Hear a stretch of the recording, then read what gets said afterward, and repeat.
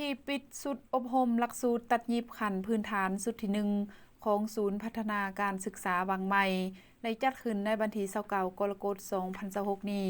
อยู่ที่ศูนย์ฝึกอบรมบ้านมีสุขเมืองสำเหนือแขวงหัวพันโดยการเข้าร่วมของฐานลินอนงทองคำมีห้องหัวหน้าแผนกศึกษาธิการและกีฬาแขวงหัวพันมีคณะรับผิดชอบผู้ประสานงานองค์การปกครองบ้านมีสุขตลอดหอดครูพึกและนักสัมมนกรเข้าร่วมฐานจันเพ็งไสยวันศรีคณะรับผิดชอบศูนย์พัฒนาบางใหม่ขึ้นผ่านบทสรุปปิดการเรียนการสอนและแลกเปลี่ยนบทเรียนแต่ละลานซึ่งสุดอบรมครั้งนี้ไหลดำเนินไปเป็นเวลา1 เดือนเต็มมีนักสัมมนกรเข้าร่วมทั้งหมด20กว่าคนในตลอดระยะการฝึกอบรมบรรดานักฝึกอบรมได้เรียนรู้ทั้งภาคทฤษฎีและปฏิบัติตัวจริงเกี่ยวกับหลักสูตรการตัดยิบขันพื้นฐาน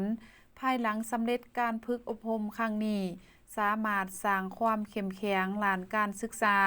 ความรู้ความสามารถให้นักฝึกอบรมได้นำไปใช้ในต่อหน้าโดยเฉพาะแม่นผู้ที่ปะละการเรียนและผู้ที่บ่ทันมีอาชีพที่มั่นคงซึ่งสามารถสร้างรายรับสร้างฝีมือแรงงานพื้นฐานที่สามารถนำไปประกอบอาชีพที่คงที่เพื่อยกระดับคุณภาพชีวิตของตนเองและครอบครัวให้ดีขึ้นผ่านการจัดตั้งฝึกอบรมเรียนรู้ตัวจริงของนักฝึกอบรม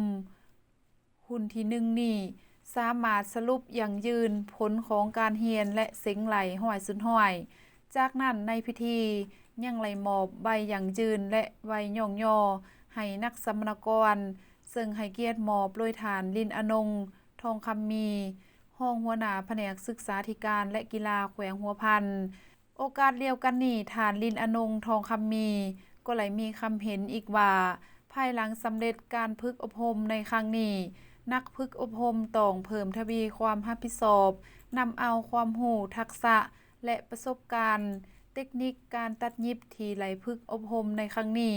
ไปหมุนใส่เขาในชีวิตประจำวันให้เกิดผลประโยชน์อย่างแท้จริง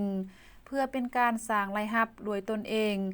และยกระดับคุณภาพชีวิตการเป็นอยู่ของตนเองและครอบครัวให้ดีขึ้นเทื่อละก้าว